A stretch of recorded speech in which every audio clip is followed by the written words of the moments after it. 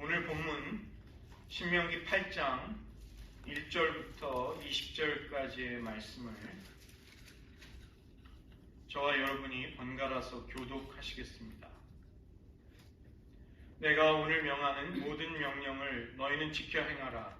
그리하면 너희가 살고 번성하고 여호와께서 너희의 조상들에게 맹세하신 땅에 들어가서 그것을 차지하리라.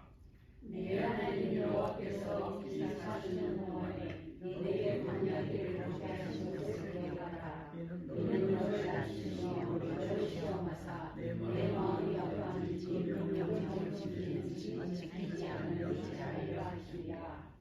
너를 낮추시며 너를 줄이게 하시며 또 너도 알지 못하며 내 조상들도 알지 못하던 만나를 내게 먹이신 것은 사람이 떡으로만 사는 것이 아니요 여호와의 입에서 나오는 모든 말씀으로 사는 줄을 내가 알게 하려 하심이니라.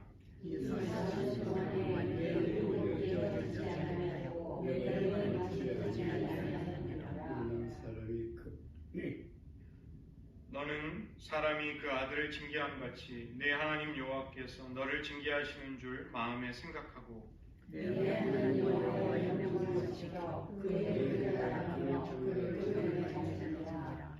내 하나님 여호와께서 너를 아름다운 땅에 이르게 하시나니 그곳은 골짜기든지 산지든지 시내와 분천과 샘이 흐르고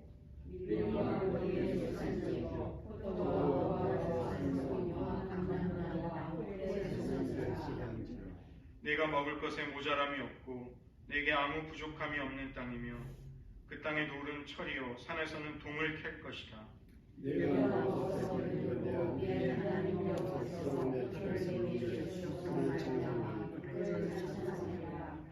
내가 오늘 네게 명하는 여호와의 명령과 법도와 규례를 지키지 아니하고 내 하나님 여호와를 잊어버리지 않도록 삼갈지어다.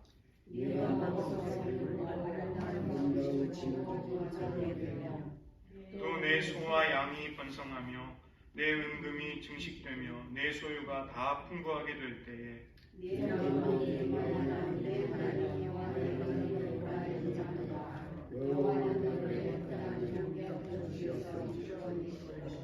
너를 인도하여 그 광대하고 위험한 광야 곧 불뱀과 전갈이 있고 물이 없는 간조한 땅을 지나게 하셨으며 또 너를 위하여 단단한 반석에서 물을 내셨으며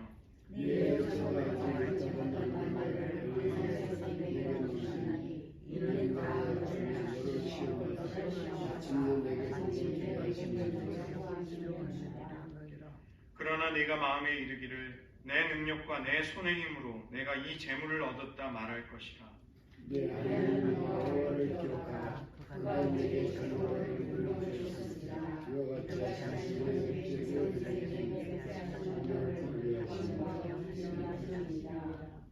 내가 만일 내 하나님 여호와를 잊어버리고 다른 신들을 따라 그들을 섬기며 그들에게 절하면 내가 너희에게 증거하노니 너희가 반드시 멸망할 것이라. 함께 읽겠습니다. 여호와께서 너희 앞에서 멸망시키신 민족들 같이 너희도 멸망하리니 이는 너희가 너희의 하나님 여호와의 소리를 청종하지 아니함이니라. 기도하시겠습니다.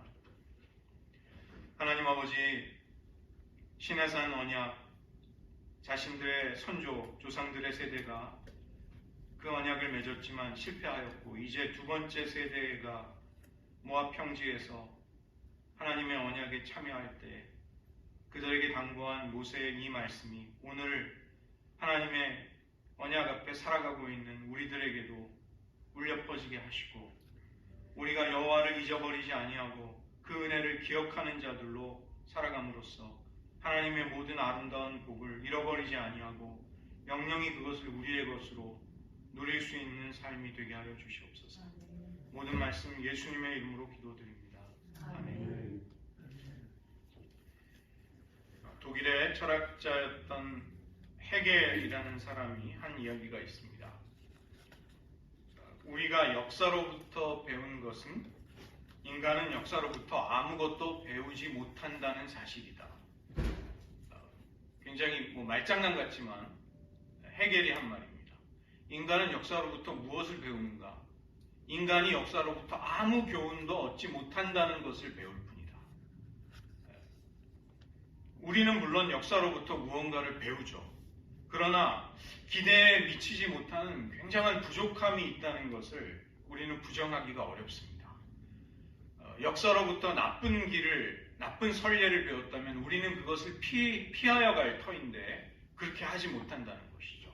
똑같은 과오와 실패에 우리는 또다시 빠져버리곤 합니다. 그리고 뭔가 역사로부터 비전을 받았다면 우리는 그 비전을 붙들고 더 나은 미래를 건설하고 창조해 갈 수 있을 것 같은데 이게 참 쉽지 않다는 것을 우리는 실제 살아보면 느끼는 것입니다. 출애굽의 1세대가 광야 40년의 세월 동안 모두 죽게 되었습니다. 물론 살아남은 사람은 여호수아와 갈렙뿐이었죠. 이제 모압 평지에서 눈앞에 보이는 요단강만 건너게 되면 요단강 서쪽에 가나안 땅으로 들어가게 될 그 시점에 그것을 목전에 둔 출애굽의 두 번째 세대, 젊은 세대들 앞에 모세가 했던 설교가 바로 신명기입니다. 모세는 그들에게 하나님의 율법, 하나님의 명령을 다시 전하면서 언약을 지킬 것을 당부합니다. 이것이 모세의 고별 설교가 되죠. 이 신명기라는 말은 신자가 한자어인데 신신당부하다, 거듭 말하다라는 뜻입니다. 그 다음에 명이라는 것은 하나님의 명령, 하나님의 율법. 그래서 하나님의 명령을, 그분의 율법을 모세가 다시 말한 것, 이것이 신명기입니다. 신명기의 배경이 되는 것이죠. 우리가 오늘 본문을 앞서서 신명기 5장 2절부터 3절을 먼저 염두에 두실 필요가 있습니다. 이스라엘과 그리고 사실은 우리도 역시 어떤 위치에서 언약 앞에 서 있는가를 이 말씀이 잘 보여주고 있습니다. 모세는 그들에게 우리 하나님 여호와께서 호렙산에서 우리와 언약을 세우셨나니 이 언약은 여호와께서 우리 조상들과 세우신 것이 아니요 오늘 여기 살아있는 우리 곧 우리와 세우신 것이라 이렇게 이야기하는 것이죠. 논리적으로는 좀 맞지 않습니다. 왜냐하면 출애굽기 24장을 보면 출애굽을 한 이스라엘의 첫 번째 세대는 호렙산에서 하나님과 언약을 맺습니다.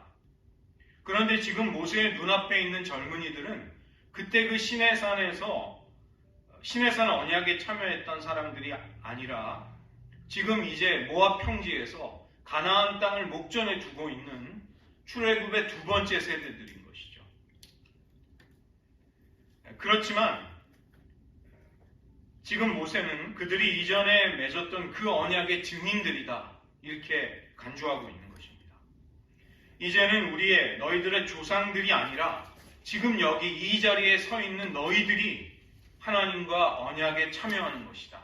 이렇게 선포하고 있습니다. 호렙산, 즉 시내산에서 언약에 참여했던 조상들의 세대는 광야에서 모두 죽었습니다. 그렇지만 모세는 그들의 후손인 새로운 젊은 세대들을 시내산 언약의 증인들로 여기면서 그들에게 말씀하고 있는 것입니다. 하나님의 언약은 과거에 맺은 걸로 줄구장창 언제나 그냥 유지되는 것이 아니라 그때그때 그 당시에 살아있는 사람들이 새롭게 하나님과 맺어야 한다는 것이죠. 그리고 그 언약에 대한 의무와 책임을 다하면서 그 언약이 가져오는 하나님의 은혜와 특권 속으로도 참여할 수 있게 되는 것입니다. 그 때문에 우리가 하나님과 맺게 되는 언약이라는 것은 낡아지는 법이 없습니다.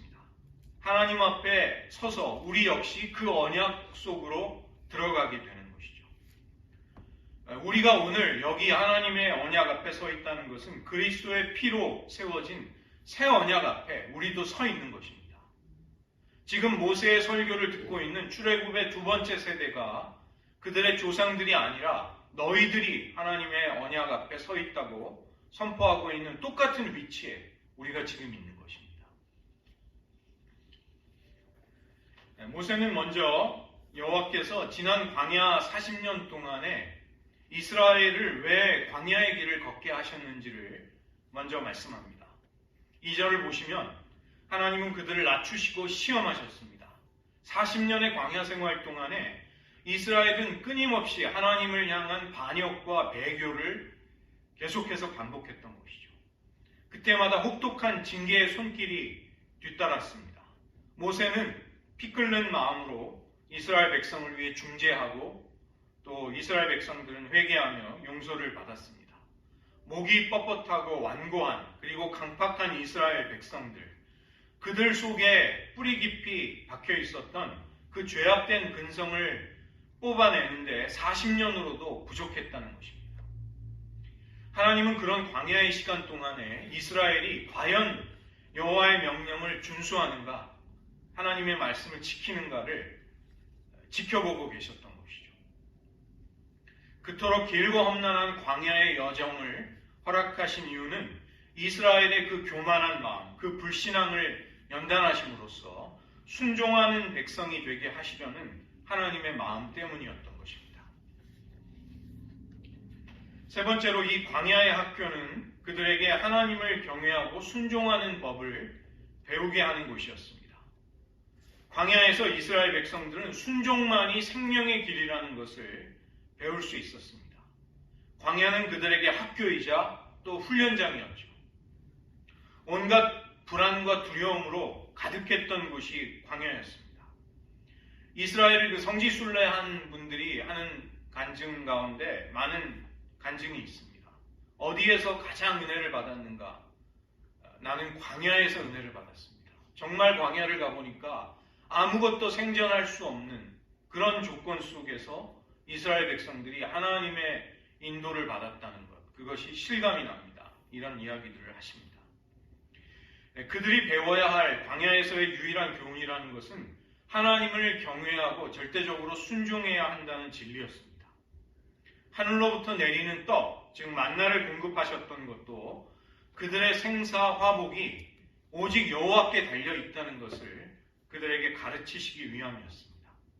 이스라엘이 생명을 얻는 길은 하나님의 입으로부터 나오는 말씀에 순종하는 것뿐이라는 것을 알려주시기 원하셨던 것이죠.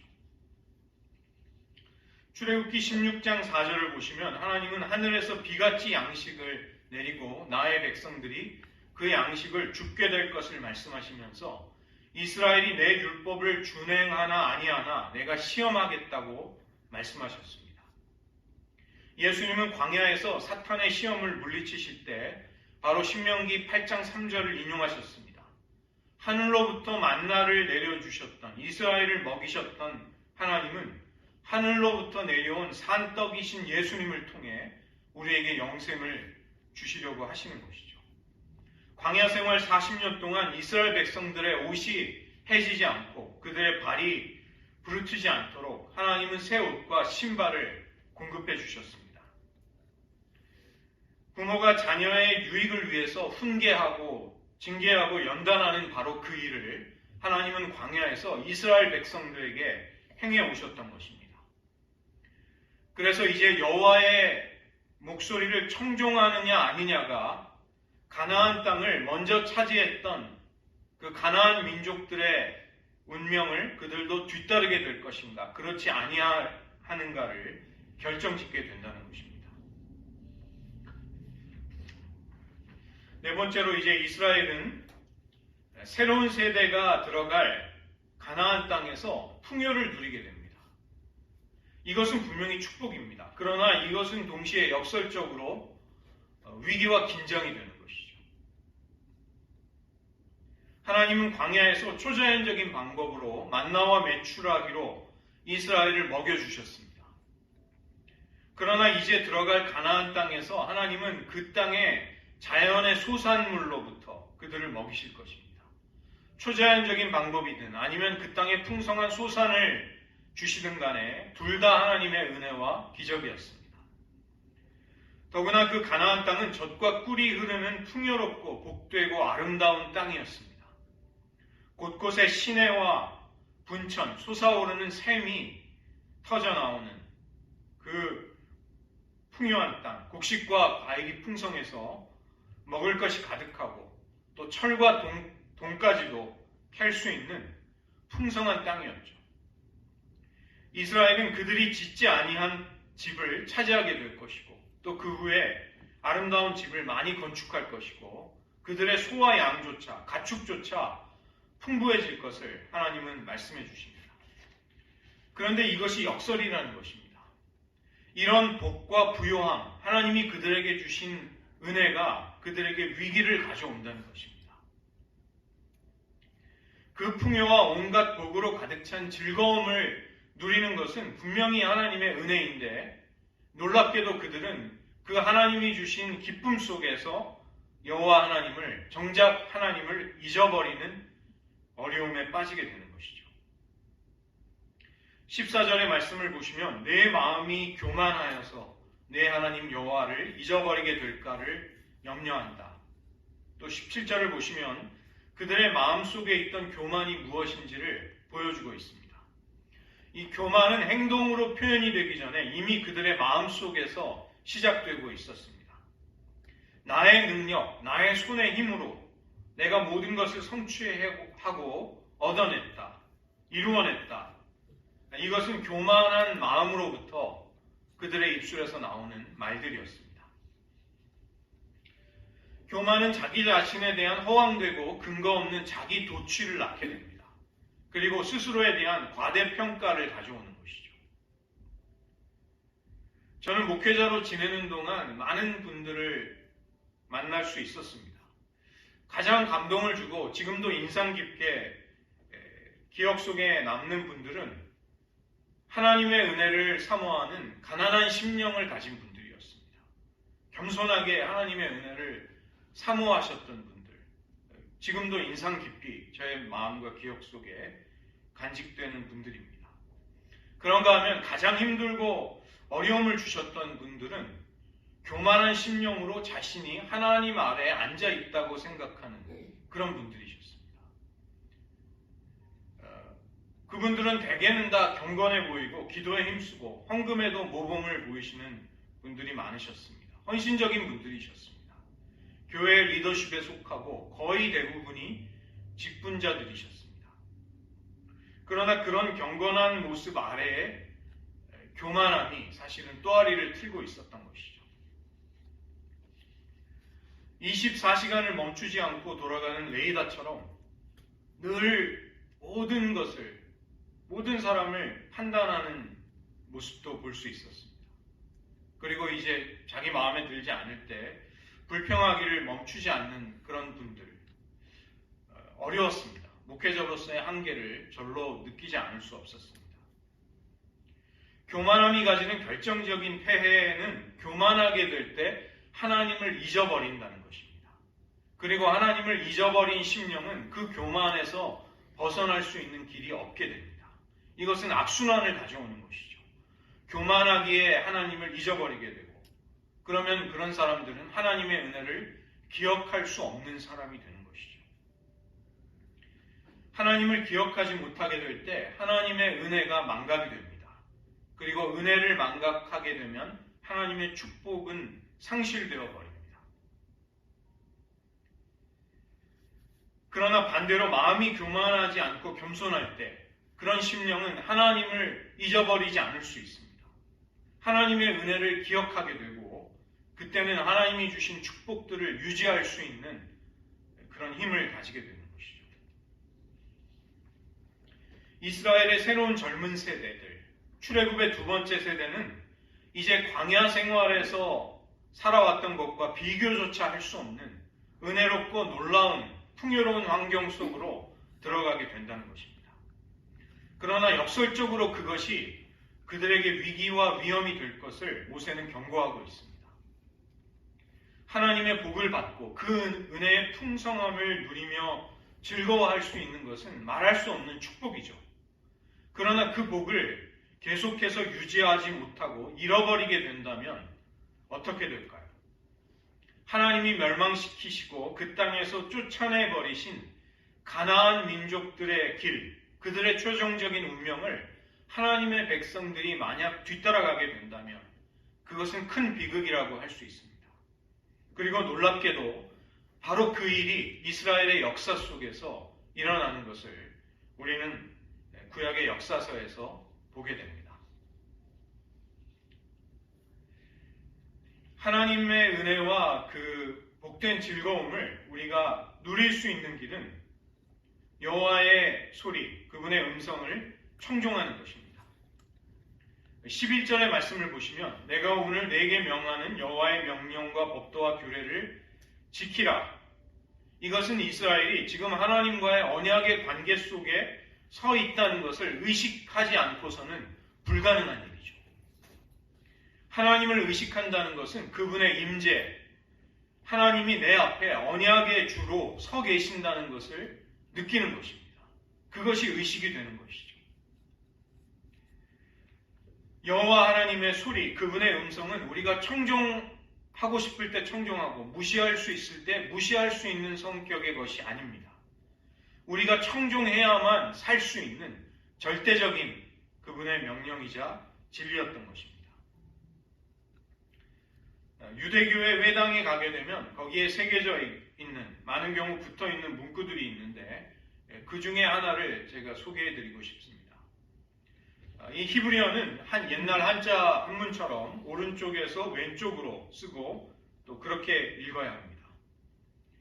다 리프네이 니 아타 오메드라고 있는데 직역을 하면 Know before whom you stand 라는 뜻입니다. 지금 내가 누구 앞에 서 있는지를 알라. 내가 지금 서 있는 그분이 누구인지를 내가 알아야 한다. 이런 말씀입니다.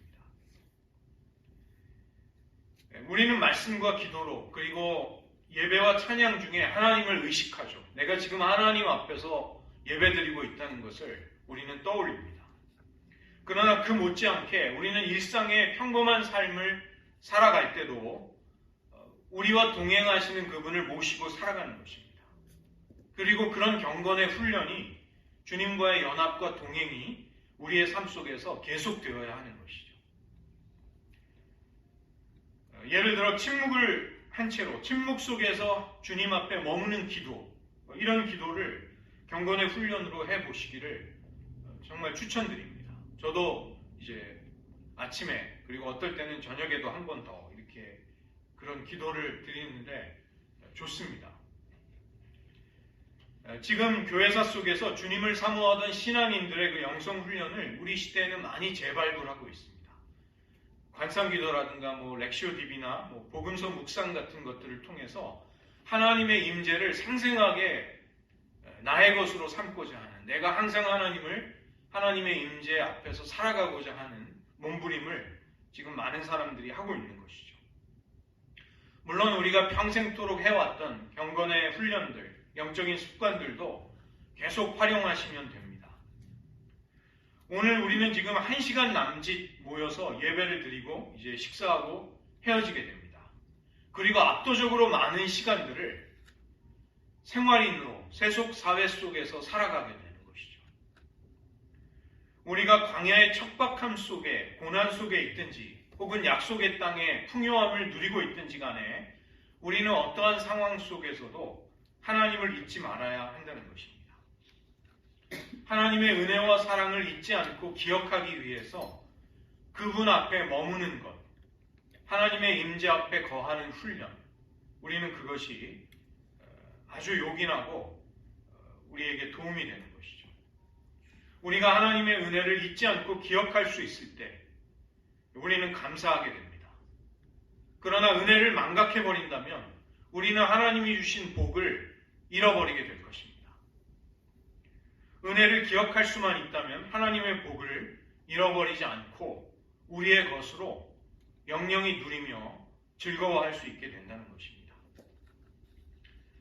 제가 동부에 있을 때 이제 친밀하게 교제도 하고 같이 지내던 목사님이 계셨는데 그 아들 중에 하나가 아이비리그에 속하는 좋은 대학에 들어갔다고 합니다. 그런데 이제 교인들이 이렇게 정말 축하해 줄 줄 알았는데 어떤 교인들은 목회자의 아들이 잘 되니까 상처를 받았대요.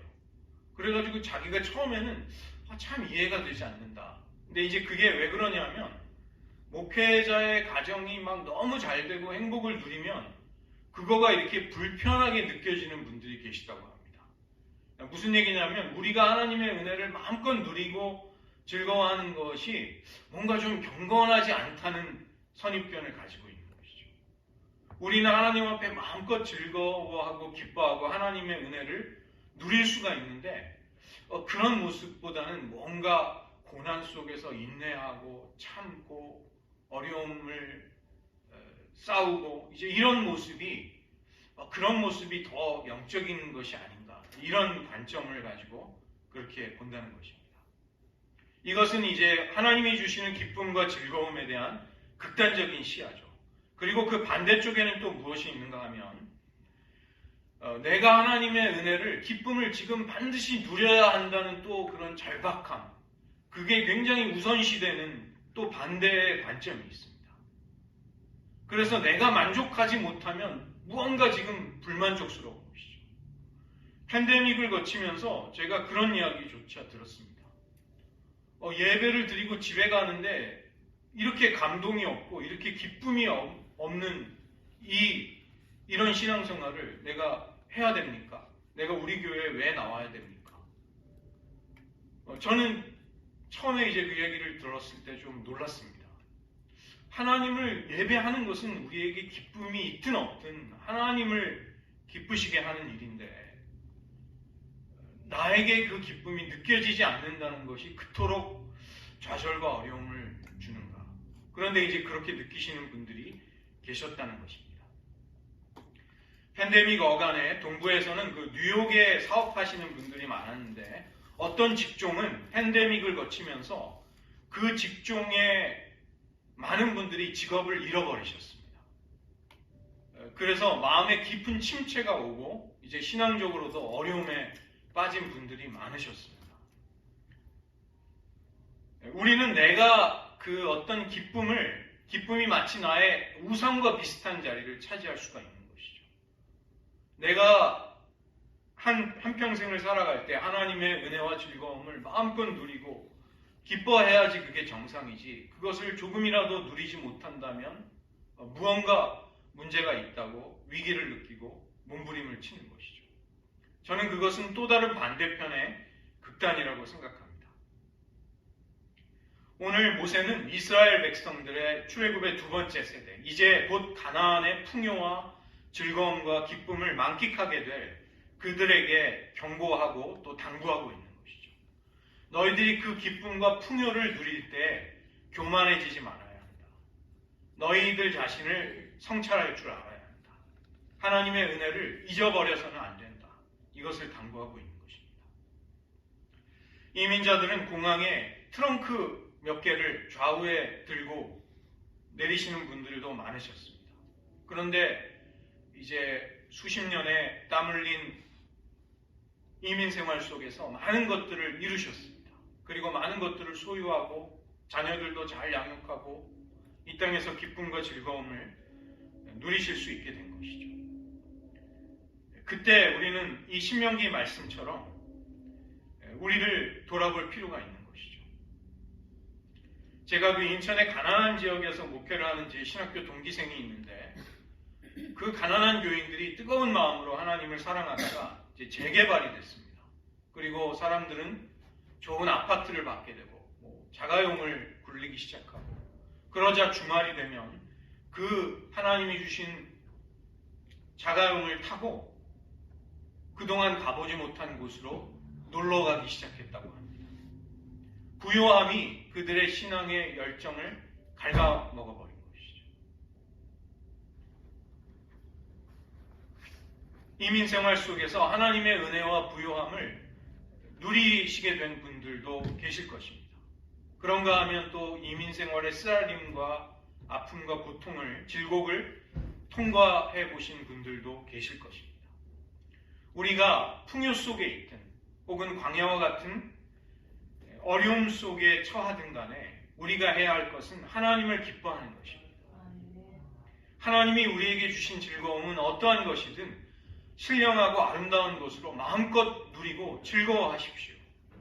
그 기쁨을 주신 하나님께 찬송을 드리고 그 아름다움을 마음껏 향유할 필요가 있는 것이죠. 그러나 때로 우리 안에 메마름과 고통이 찾아올 때가 있습니다. 그러나 그때 우리는 하나님이 우리를 하나님의 은혜와 복을 누릴 만한 사람들로 연단시키고 우리를 다듬어 가신다는 사실 앞에 하나님께 감사해야 할 것입니다. 오늘 우리는 언약 앞에, 그들의 조상들이 하나님의 언약 앞에 서 있듯이 이제 다시 한번 하나님의 언약 앞에 서 있는 이스라엘의 두 번째 세대들과 같이 우리들 역시도 지금 하나님의 언약 앞에 서 있는 것이죠. 지금 우리 앞에 계신 그 하나님을 기뻐하고 즐거워하고 사랑하면서 그 풍요로운 은혜를 모두 누리고 또 고통과 어려움이 찾아왔다면 그것을 맛보고 계신 분들은 그 속에서도 은혜 받으시는 하나님의 긍휼이 있기를 주님의 이름으로 축원드립니다. 저희들 함께 말씀을 의지하며 기도하는 시간 가지겠습니다. 하나님은 이스라엘 백성들에게 하셨던 것처럼 우리들 가운데 어떤 분들은 광야에 여전히 두고 계신 분들이 계실 것입니다. 광야는 한번 거쳐 나왔어도 다시 들어갈 수 있는 곳입니다. 하나님은 우리를 낮추시고 시험하시는데 그 목적은 우리의 마음이 정말로 하나님을 사랑하는지 하나님의 명령에 순종하시는지를 알기 원하시기 때문입니다. 신명기 오늘 8장 16절의 말씀입니다. 너를 낮추시며 너를 시험하사 마침내 내게 복을 주려 하심이었느니라. 우리를 광야로 보내신 하나님의 마음이신 것이죠. 하나님은 광야의 여정 속에서 광야의 학교에 우리를 입학시키시고 복을 주십니다. 하나님이 주시는 아름다움과 즐거움들을 마음껏 받아서 누릴 수 있는 성품과 자질을 우리 안에 만들어 가시는 것입니다. 그러기에 우리는 낙심하지 말고 은혜를 사모해야 하겠습니다. 하나님의 그 신실하심에 이 시간 우리의 자녀와 우리의 가정을 맡겨드리며 기도하는 시간 먼저 가지겠습니다. 하나님 저희들 인생의 광야를 통과해와 또 지금도 그것을 겪고 있는 심령들도 계십니다. 하나님 우리가 어떠한 처지 속에 있는지 간에 하나님은 우리를 낮추시고 우리를 시험하셔서 하나님께 진정으로 순종하는지를 알기를 원하십니다. 하나님 마침내 그를 통해 복을 주시기를 원하시는 하나님의 마음을 말씀 속에 우리들에게 알려주고 계십니다. 하나님 저희들 어떠한 처지 속에 있든지 하나님의 그 은혜와 신실하심을 굳게 붙들 수 있게 하여 주시옵소서. 하나님이 주신 풍요가 있다면 즐거움이 있다면 마음껏 그것을 즐거워하며 누릴 수 있게 하여 주시옵소서. 하나님 때로 우리에게 괴로움과 고통이 찾아왔다면 그 광야의 연단 속에서 우리를 하나님의 사랑으로 다듬어 주시고 정결케 하여 주시옵소서. 두 번째로 한 가지 더 기도하겠습니다. 우리는 하나님이 주신 은혜와 복으로 인해 역설적으로 하나님과 멀어질 위기가 찾아온다는 것입니다. 그런 어려움에 빠지지 않도록 우리를 긍휼히 여겨주시기를 우리는 기도해야 하겠습니다. 어느 틈엔가 우리의 마음에 찾아오는 교만, 그것이 하나님을 망각하게 할 것입니다. 하나님이 주신 은혜를 우리가 성취해낸, 우리가 이루어낸 공로로 여기지 않게 하옵소서. 우리 자신에 대한 과도한 도취에 빠지지 않게 하시고 교만으로 인해 헛되고 부풀려진 나 자신에 대한 평가를 하지 않게 하소서. 우리의 심령이 낮아지고 여전히 가난하고 겸손함으로써 하나님의 은혜를 갈망하게 하시고 하나님께서 베푸신 사랑에 감사할 수 있게 하소서. 우리가 한 번 하나님의 은혜를 누리는 것으로 우리는 결코 충분하지 않습니다. 하나님의 은혜를 잠시 누리다가 잃어버리는 자들이 되지 않게 하소서. 하나님을 잊어버리지 않음으로써 하나님의 은혜와 복을 영영이 우리와 우리 자손의 기업으로 누릴 수 있게 하소서. 한 번 더 기도하시겠습니다. 하나님 아버지, 우리에게 주신 은혜와 복이 우리를 하나님으로부터 멀어지게 하는 교만하게 하는 우리를 다시 한번 일깨워 주시옵소서. 다시 한번 우리를 겸손하게 되찾고 가난한 심령, 하나님 앞에 고요한 마음을 되찾아서 하나님의 은혜와 긍휼을 간절히 사모하는 저희를 되게 하여 주시옵소서. 하나님이 주신 고요함과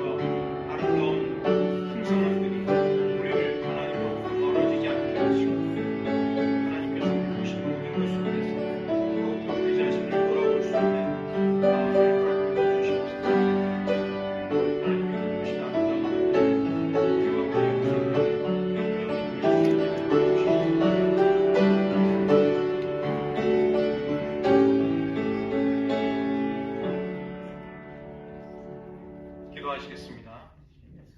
하나님 아버지, 모세는 시내산 언약 당시에 그 언약의 자리에 있지 아니하였지만 이제 모압 평지에서 요단강을 건너기만 하면 가나안 땅의 풍요와 아름다운 땅으로 들어가게 될 출애굽의 둘째 세대에게 경고하며 그들에게 여호와 하나님을 잊지 말 것을 당부하고 있습니다.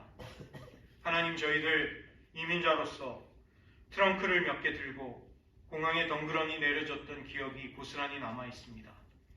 하나님은 그간의 세월 동안 우리를 부욕해 하시고 번성케 하시고 이 땅의 기름진 것과 아름다운 것들을 누릴 수 있게 해주셨습니다. 그러나 우리의 마음이 어느덧 교만하여 하나님께서 베푸신 은혜를 내가 이뤄낸 나의 성취로 여기고 있지는 않는지요. 하나님, 우리의 마음을 다시 한번 낮추어 주시옵소서. 하나님, 아직도 우리가 광야와 쓰라린 고통의 연단을 겪고 있다면 그것을 이상하게 여기지 않는 마음을 주시옵소서. 하나님은 우리를 사랑하셔서 마침내 복을 주시기 위해 우리를 광야의 학교에 때로는 입학시키시는 분임을 믿게 하시고 그러한 하나님의 신실하심에 우리의 생애를 전폭적으로 온전히 맡겨드릴 수 있는 믿음을 주시옵소서. 가나안 땅의 풍요 속에 살고 있든지 광야의 연단과 쓰라림 속에 어려움을 경험하고 있든지 간에 변함없이 우리의 마음은 하나님을 잊지 아니하고 하나님의 은혜와 사랑을 기억함으로써 하나님이 주신 아름다운 분복이 그 기업들이 영영이 우리의 것이 되며 그것을 영영토록 우리와 우리의 후손들이 누리며 즐길 수 있게 하여 주시옵소서. 모든 말씀 예수님의 이름으로 기도드립니다.